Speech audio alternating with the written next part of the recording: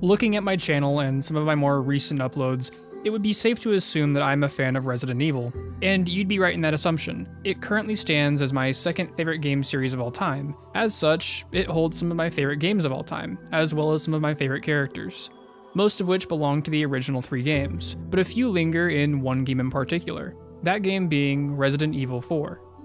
Now, I have talked about Resident Evil 4 a lot over the past 2 months, and I promise this will be the last time I mention it for a while. I just want to get this off my chest because, oh boy, do I have some strong feelings about this one. Resident Evil 4 hosts quite the cast of characters, many of whom made their debut in this game and most of which never returned to the series. And that is mostly because they're dead, but that doesn't matter. Now, before I get too deep into this, I need to explain one thing to you. I enjoy heroes and main characters in games. For the most part, they are my favorite types of characters. But for most games in the action genre, my favorite characters tend to be villains. This trend is very prominent in Resident Evil, as my favorite character of all time is Wesker.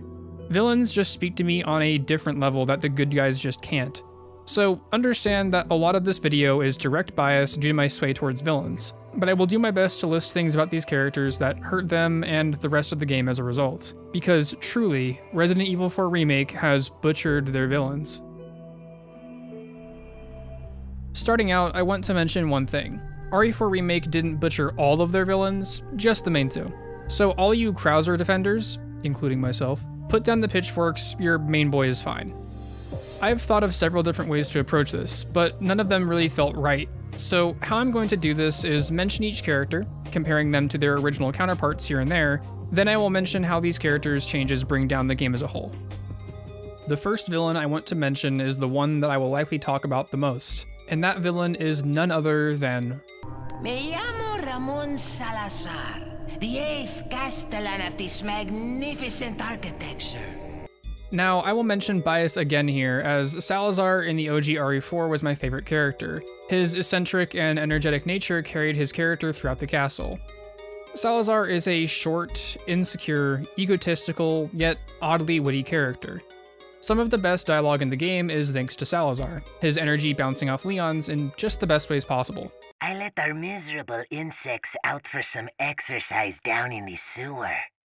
Thanks. That should keep me company, 'cause boredom kills me. Oh, what a touching moment we have here.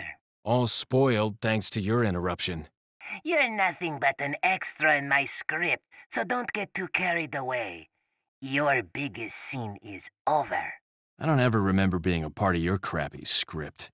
One of my favorite interactions being when Salazar leads Leon over a trapdoor, sending him plummeting to what was supposed to be his death. But Leon thought quick and managed to survive, causing Salazar to lose his temper. Salazar was so expecting of Leon's death that he just sat and waited for the sound of it, and when it didn't come, he freaked out and sent Verdugo to finish the job, regaining his composure afterwards as he believed he had gained control over the situation. I've sent my right hand to dispose of you. Your right hand comes off? These interactions made Salazar feel so much livelier, allowing for his character to flourish where he otherwise wouldn't. Sure, some of his dialogue is cheesy or campy, but these moments sell RE4 for me, and I wouldn't have it any other way. Another thing I would like to mention about Salazar is that his goofy nature and dialogue sometimes transcend the game itself. What I mean by that is it feels like he is talking to you and not to Leon.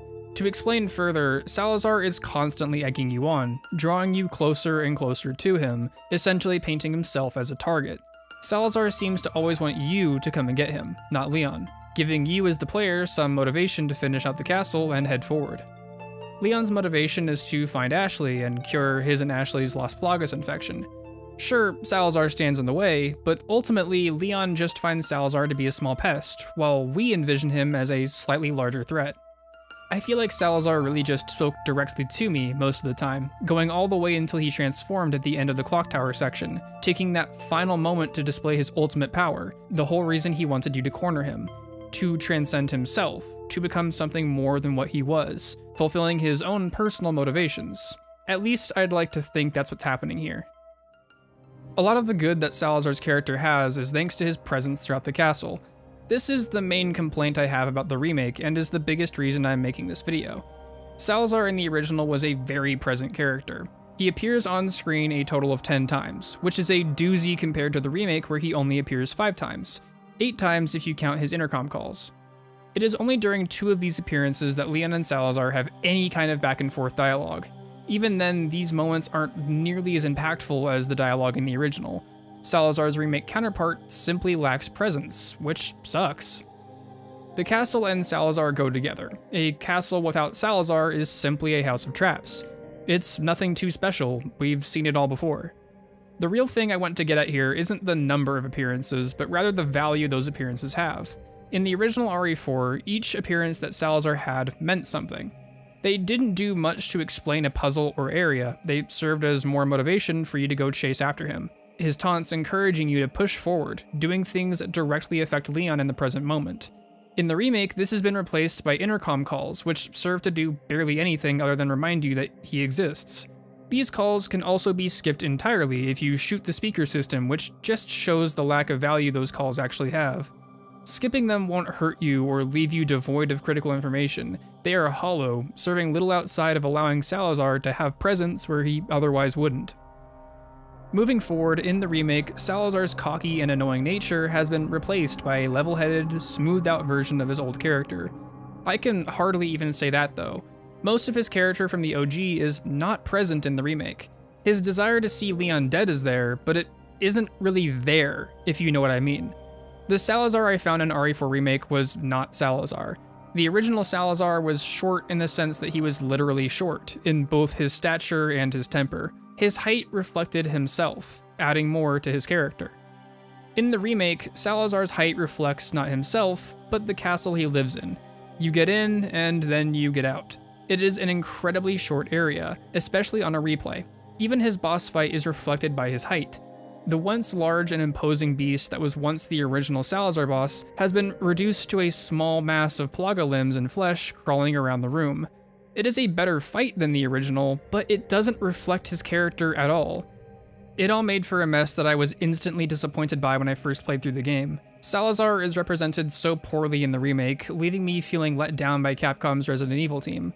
I wish things could have been better, but unfortunately that is not the case. If all else, at least I can mod his hat back in. You know what, that was it. He just needed his hat back. This game is now a solid 11 out of 10. Now, Salazar might have been a massive letdown, but he unfortunately wasn't the worst character to have been changed. That title belongs to Osmond Saddler, the head honcho of Los Illuminados, the main villain of the whole game. Osmond Saddler was done the dirtiest out of any character in the remake. He was one of the least present main villains I have ever seen, which is saying something because there's a lot of games out there where the main villain doesn't even show up until the end of the game. In some games, this works, but in RE4 Remake, it only kind of works, and that is simply because the game has other villains for you to focus on. If it were just Saddler, then both the original and the remake would suck, but arguably the remake would suck worse. Like I mentioned for Salazar, Saddler only shows up 7 times in the remake. This is offensive compared to the 11 times he shows up in the original. Once again, this is less about the actual number of appearances and more about the quality and value those appearances have. Saddler's appearances in the remake are only hallucinations and fading memories up until the island where we meet him in person for the first time. This is at the end of chapter 14, right at the end of the game. We don't see the main villain up close and personal until the very end of the game. This is typically how it goes in most games, but the main issue here is how that wasn't the case at all in the original. Saddler actually made appearances in the OG, in each area for a matter of fact. You see him first in the village church after rescuing Ashley. Here he unveils his plan to spread Las Plagas to the rest of the world through Ashley, making Leon's fight against him more personal. Speaking of making things personal, the next time you see Saddler past that point is when he kills Luis in the castle, taking back the Las Plagas sample Luis had. This motivates Leon to press forward to kill him, doing so much more for both of their characters as a result. He is incredibly present on the island, showcasing his power over Leon and Ashley when we first run into him there. Before that, he even calls Leon to tell him that killing Salazar isn't that big of a deal to him, undermining our victory over Salazar. Later on, he has a Ganado servant blow up Mike's helicopter, further motivating Leon to press forward through the last few challenges the island has in store for him. This scene also exists in the original, but felt much more impactful in the original because Sadler had already shown that he was capable of getting his hands dirty. The few appearances that Sadler has in the remake just lack importance. The only ones that really have any value are the brief scene where he sends out Krauser and the scene where he takes Ashley for the final time. This lack of presence combined with the low quality of his appearances made Sadler feel like less of a villain and more of an annoyance to overcome. Not once throughout my playthrough did he feel threatening. Not once did I actually feel like he was impeding my progress or bearing down on my thoughts as I progressed through the game. He felt weak and lazy, only stepping up to the fight when it came to his doorstep. And like Salazar, his fight did not fit his character at all. On top of that, his fight is the only one in the game to include additional enemies to artificially add length and difficulty to the experience. The original Sadler is simply just a better character. His willingness to do his dirty work himself cements him as a threatening force that stands in Leon's way. Sadler's changed from a strong-willed villain who is willing to do just about anything to achieve his goals, vastly underestimating his opponents along the way, to a lazy villain that will only fight back when it's convenient is a change that I can only feel disgust over. Sadler was such a letdown of a character, and I cannot express that enough. Part of what made Sadler such a great character originally was how horribly he underestimated his enemies. Leon had fought past all of Sadler's cohorts, barely getting slowed down in the process. Sadler saw all of that and still banked on his one crutch to save him, that crutch being the Las Plagas infecting Leon and Ashley.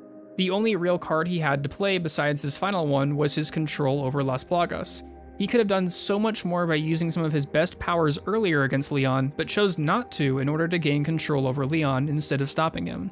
This was Sadler's greatest mistake, and he suffered the ultimate consequence as a result. He might have been willing to do things himself, but when it came down to Leon, he lost his desire to win, serving his desire for control instead. This is the most common trait among the villains in the Resident Evil series. They desire power over all else, which always leads to their downfall. I guess what I mean here is that both the remake versions of Sadler and Salazar lack this desire for power, just wanting to impede progress in the most bare-bones ways possible. It makes them feel unlike any villains we've had before in Resident Evil, and not in a good way at all. This is the main reason why I believe the rest of the game suffers as a result of these two characters being changed. They don't feel like Resident Evil villains as much as they feel like just villains. The rest of the game as a whole feels like less of a Resident Evil game and more like a Resident Evil remake. The main problems I have with RE4 Remake have to do with it not feeling like its own standalone experience. I felt like I needed to experience the original in order to truly understand what was happening in the remake. This was the same feeling I got with RE3 Remake, although that one was far worse. The whole experience felt off, like I was expected to know what was supposed to happen ahead of time. This came and went in spurts, but it was still a present issue throughout my initial playthrough. The shortened areas where these characters appear, combined with each character having fewer appearances, do an equal job at damaging the overall experience of the game. Both the island and castle suffer from cut content, which makes the few appearances of Salazar and Sadler feel somewhat better. But if you've played the original, then you'd know what I'm talking about when I say that these areas lack substance. The castle is just a castle, and the island is just an island. Their respective bosses are just as weak as the areas they represent, and the road bump bosses on the way to the main ones are significantly better. I truly believe that if Salazar and Sadler were given more depth and actual character to them, then the experience would have been far better, if not just more meaningful. The only thing I can truly say is good about these character changes is that they helped boost Krauser as a villain. He felt like the main opposing force at times because he actually put in the effort to earn that title, despite having fewer appearances than both Salazar and Sadler. It shouldn't be a good thing that one villain is brought up because of the lack of character for two other villains. Two wrongs do not make a right. I would like to take this moment to reiterate my stance from my review video for RE4 Remake. I do think this is a good game. It is incredibly fun and I enjoyed all of my playthroughs. These character changes just left a sour taste in my mouth that turned into bitterness over time, which I just couldn't ignore. If you found these changes to be fine, then that is perfectly okay. These things aren't for everyone, and if this just isn't for me, then I can accept that. I can't accept what Capcom did to these characters, but I can accept that my opinion will differ from others. In any case, I hope Capcom does better in the future with their upcoming titles. The possibility of a Resident Evil 9 is on the horizon, as is a possible remake of the 5th game. I am incredibly worried about Capcom remaking RE5. Seeing how they treated Sadler and Salazar in the remake doesn't have me too excited about any changes they might make to Wesker. Wesker already seems to have changed from what we can see in the ending cutscene of RE4 Remake. His voice is starkly different, and his demeanor seems less imposing. If I didn't already know who he was, then he wouldn't have made nearly as much of an impact on me during that cutscene. I can only hold on and see what happens next. Either way, I'll be there for when those games drop, and I will see for myself if my worries become true, or if they were just plain wrong. Hopefully, I will be wrong. I want this series to continue succeeding. It has been around for a long time, and I'd like to still have it around, if not for just a moment longer. It will have to end one day, and I would like for it to end well. Not just for the characters, but for us as players too. I've been Parker the Rat, and I will see you when I finally get a ride out of here.